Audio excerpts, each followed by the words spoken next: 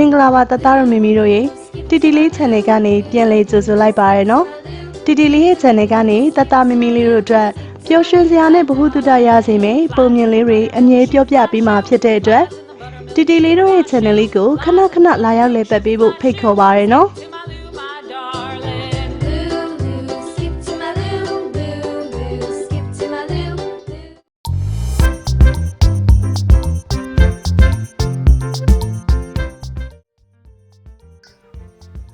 မင်္ဂလာပါတသားမီမီတို့ရေဒီနေ့တီတီပြပြပေးမယ့်ပုံမြင်လေးကတော့ဦးလောဘနဲ့မောင်တူတာဆိုတဲ့ပုံမြင်လေးပဲဖြစ်ပါတယ်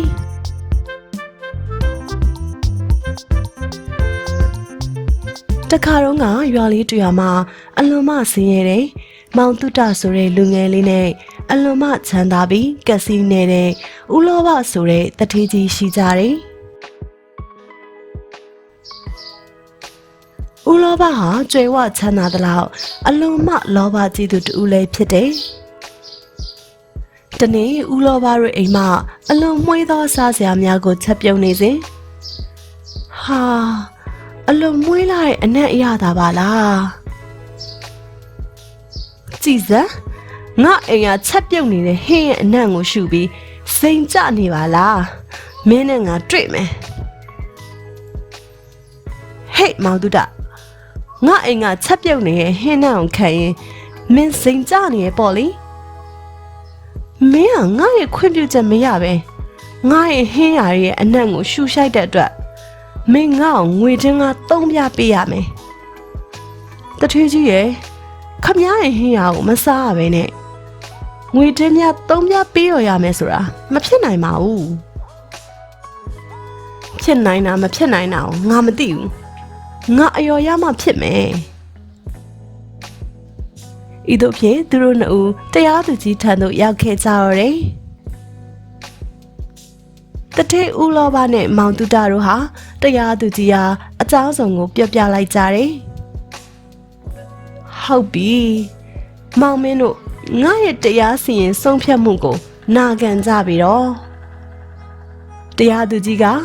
သူရဲ့တပည့်တူကိုငွေတင်းက3ပြားကိုယူစေကရှော့မောင်တူတာဟော်ဒီငွေတင်းပြား3ပြားကိုယူပြီးတော့တပြားချင်းစီကြောက်စလားငယ်အတွင်းကိုပြစ်ထည့်ပြပြီးတော့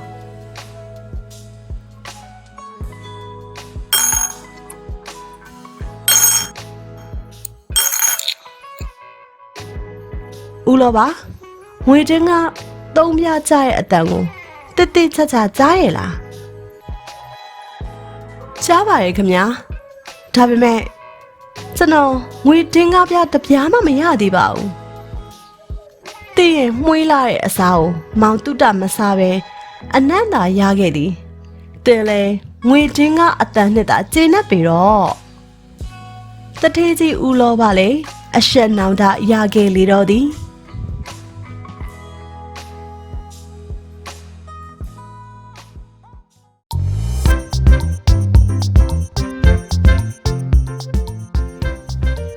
မင်္ဂလာပါတသားမီမီတို့ရေဒီနေ့တီတီပြပြပေးမယ့်ပုံမြင်လေးကတော့ကွန်ပျူတာတူဆိုတဲ့ပုံမြင်လေးပဲဖြစ်ပါတယ်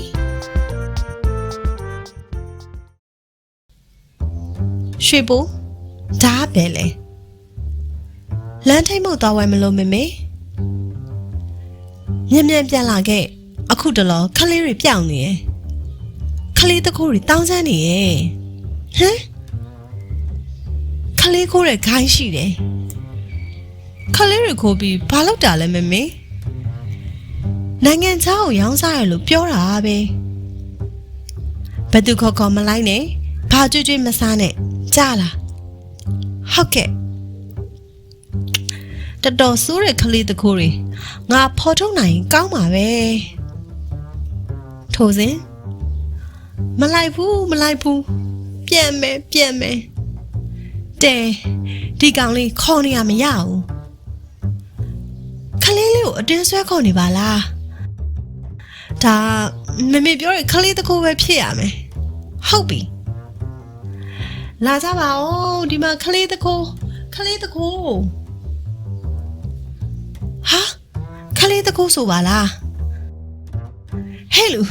ပြေးမယ်မကြမ်းနဲ့ လိုက်ဟေးလိုက်ကျုပ်ကဘာဖြစ်လို့ပြေးရမှာလဲဗျကျုပ်တောင်မူကြိုသွားဖို့မလို့ခေါ်နေရဒါဆိုခလေးတကူမဟုတ်ဘူးပေါ့ခုနအော်ရက်ကောင်လေးဘဲရောက်သွားပြီလဲကွမဟန်ဘူးလက်မမောလိုက်တာရွှေဘိုးကအကဲခတ်နေသည့်ခလေးခိုးအဖွဲမှာခွာတော့ဟိုကောင်လေးပြေးလာတာအတော်မောနေတယ်ကွတားလီဘာဖြစ်လို့ဒီလောက်မောနေရလဲခလေးတကူမှတ်ပြီးမှားអော်လိုက်လို့လူတွေလိုက်လာတာနဲ့တိုင်းကိုဦးတို့ကားနဲ့လိုက်ပို့ပေးမယ်လာမလိုက်တော့ဘူးတားပါသားပြန်မယ်မပို့ပါနဲ့ကြာတော့ကွာမင်းမနေနဲ့မြင်သာဆွဲတယ်ဒါဘာလို့တာလဲဗျလှခမရတို့နောက်မလိုက်ဘူးအတာတကြီး6ခေါ်လို့မရရင်ဒီမှာတွေ့လားအမလေးလာကြပါဦးကျွန်တော်ကိုဖမ်းနေပြီဗျရွှေဘိုးနောက်လိုက်လာတော့လူအုပ်စုမှာဟိုကောင်လေးမဟုတ်လားဟုတ်တယ်မြန်လာခလေးကိုလူနှစ်ယောက်ကောင်းပေါ်ဆွဲတင်နေကြပြီဟဲ့ကောင်လေးခလေးကိုလှက်လိုက်မင်းတို့ကိုရက်ကွက်ကဝိုင်းထားပြီမပြေးနဲ့အခုမှတကယ့်ခလေးခိုးအဖွဲကိုဖမ်းမိတာဗျဒီခလေးကြောင့်သာခလေးခိုးကိုင်းကိုဖမ်းမိတာသူ့ကိုဂုံပြုတ်ချင်းမြင့်ရမယ်ဟိုကောင်တွေကိုရဲစခန်းခေါ်သွားကြတွေ့ရမဟုတ်လားခလေးခိုးကိုင်းကိုရွှေပိုးဖော်ထုတ်လိုက်တာလေ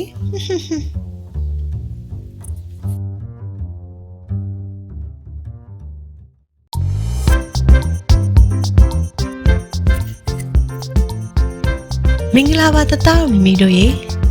ဒီနေ့တီပြပြပေးမယ့်ပုံမြင်လေးကတော့တစ္ဆာရှိသောခွေးဆိုတဲ့ပုံမြင်လေးပဲဖြစ်ပါတယ်တခါကမိုးဆိုးကြီးတယောက်ရှိတယ်သူ့နာမည်ကချူတစ်ဖြစ်တယ်ဒီနေ့မှာမိုးဆိုးကြီးအမဲလိုက်ဖို့လာရင်တောဆက်အရောက်မှာတော့အေးနဲ့ဘာတန်လဲဟာသွားကြည့်လိုက်အောင်မယ်သွားကြည့်တော့ခွေးလေးတစ်ကောင်တွေ့တယ်ဟာခွေးလေးပါလားချွတ်တဲ့ခွေးလေးကိုအိမ်မှာခေါ်မွေးလိုက်တယ်ဒီလိုနဲ့ရက်တွေကြာလာတော့ခွေးလေးကခွေးကြီးဖြစ်လာတယ်ဒီကောင်ကြီးကိုအမဲလိုက်ခေါ်မှာချွတ်တဲ့တော့ပြစ်ထွက်တိုင်းသူ့ခွေးကိုပါခေါ်သွားတယ်သူ့ခွေးအကူကြီးကြောင့်တားကောင်ကြီးတွေ့ရတယ်တားကောင်ကြီးရပြီးရောင်းလို့ငွေကြေးကရှင်လာတာပေါ့ပြေးစုံလာတဲ့ချူတဲ့အိမ်တောင်ပြုတ်လိုက်တယ်နှစ်တွေကြာတော့ချူတဲ့ခွေးလဲခွေးအိုကြီးဖြစ်လာလို့တောလိုက်ရင်မခေါ်ပဲတယောက်တည်းတောကိုသွားတယ်အတုံးမဝင်တော့ဘူးဆိုပြီးချူတဲ့ဇနီးကခွေးကိုတောထဲသွားဆွန့်ပစ်လိုက်ဖို့ပြောတာပေါ့သွားပစ်လိုက်ဒါပဲမိမကိုမလွန်ဆန်နိုင်တော့လဲသွားပြစ်ရမှာပေါ့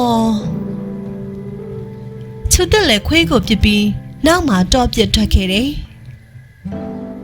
တားကောင်မတွေ့ပါလားကွာမုံဆိုးကြီးဟာတားကောင်ရှာရင်တောနက်ထဲကိုမျက်စိလဲလမ်းပြောက်သွားတော့တာပေါ့ငါလမ်းပြောက်နေရပါလားသူ့နယ်ကိုရောက်လာတဲ့ချူတစ်ကိုကြားကချောင်းနေတယ်။ငါရဲ့အစာတော့တွေ့ပြီဟာ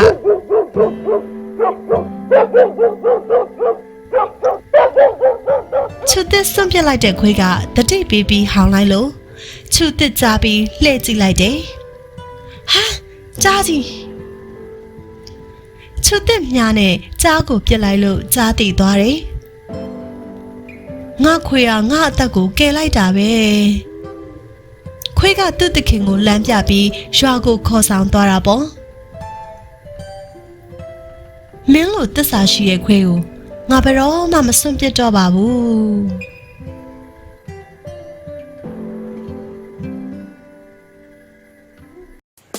ပုံမြင်လေးကတော့ဒါပါပဲကွယ်နောက်ဗီဒီယိုများမှာလည်းတီတီလေးနဲ့ပြင်လည်ဆုံတွေ့ပြီးပျော်ရွှင်စရာပုံမြင်လေးတွေပြောပြပေးမယ်နော်စ ဆက်ဆက်ပြန်လာပြအောင်လာခဲ့ရမယ်နော်တီတီလေးညှော်နေမယ်အားလုံးကိုတတ်တာ